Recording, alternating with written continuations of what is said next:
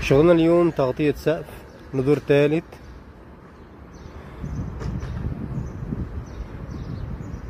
بالجرميت البي في سي مع الابلكاش والعوازل المائية والحرارية. طبعا اول شيء وقفنا كاميرات 16 وبعدين لفينا عليها عجال كاميرات برضو 16 وبدأنا في عمل السقف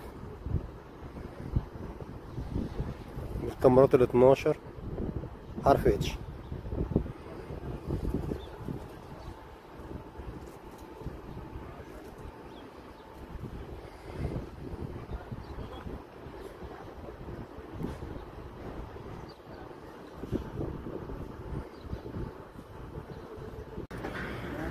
وكده تم الانتهاء من تركيب الكاميرات كاميرا 12 حرف اتش، والآن هيتم تركيب تيوبات 60-30.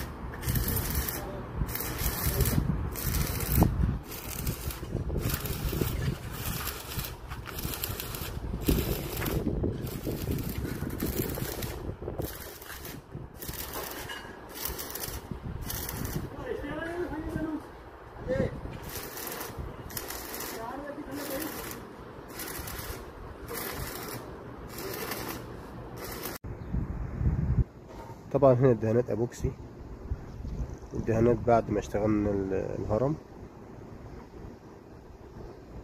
وبعدين بدأنا في تركيب ابلكاش 9 مللي اندونيسي.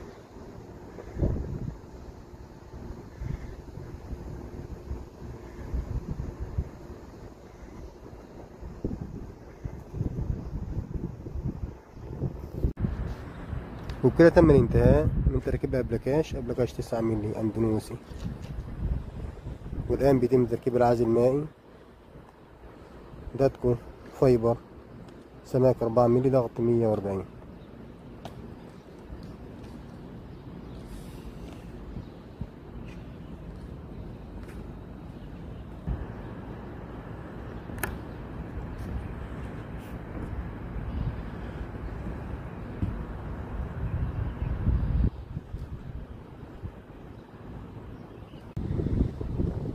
وبكده تم الانتهاء من تركيب العازل المائي وتحريقه بالنار، والآن هيتم اختبار المية.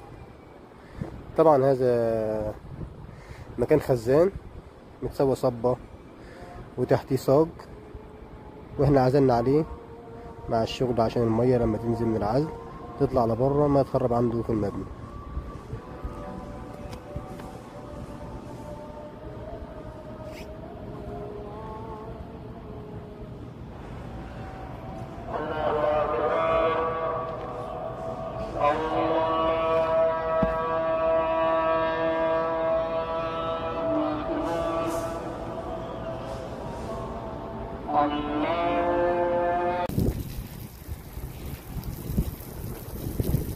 والآن بيتم اختبار المية للعزل. بعد اختبار هنصوره من الداخل ونشوف إذا كان بيهرب مية ولا لأ.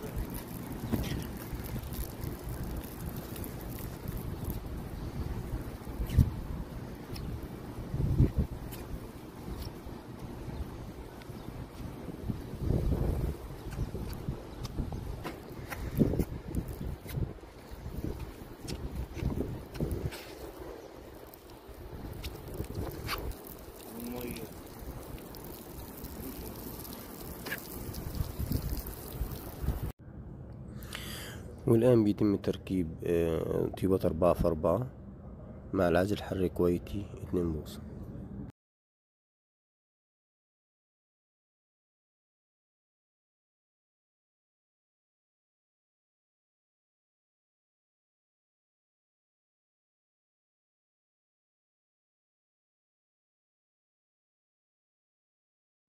وبكده تم الانتهاء من تركيب طيبات 4x4 وتركيب العزل الحراري كويتي 2 بوصة.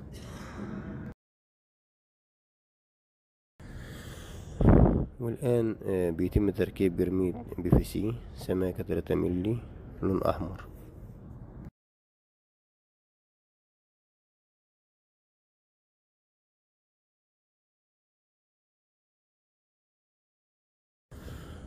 وهذه طريقة تثبيت المسمار مع الغطا حق الجرميل علشان ما يهرب مية ولا يجيله أي شيء بالداخل.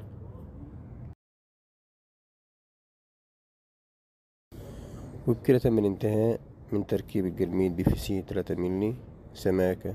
والآن هيتم تركيب الزوايا.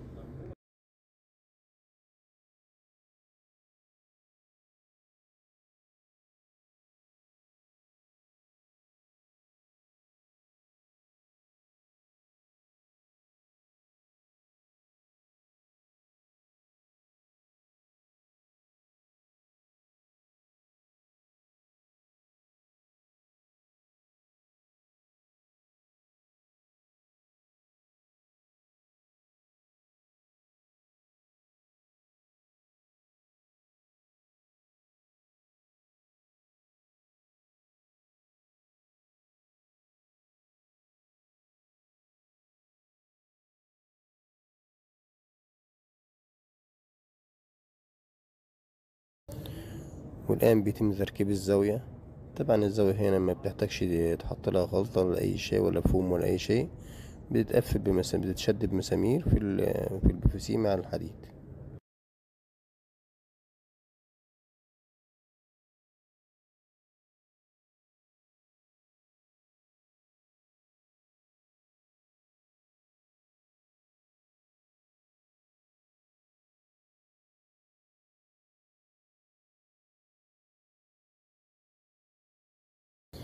وبكده تم الانتهاء من تركيب الزوايا. والآن هيتم تغسيل العمل.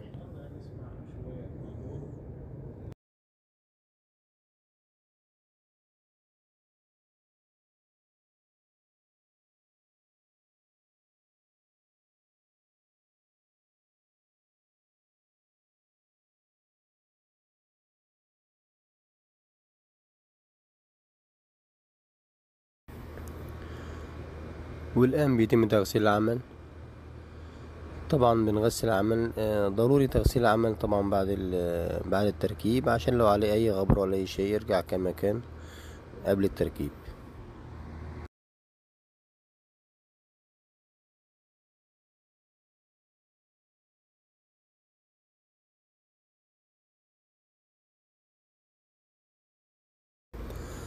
وبكده تم الانتهاء من تغسيل العمل.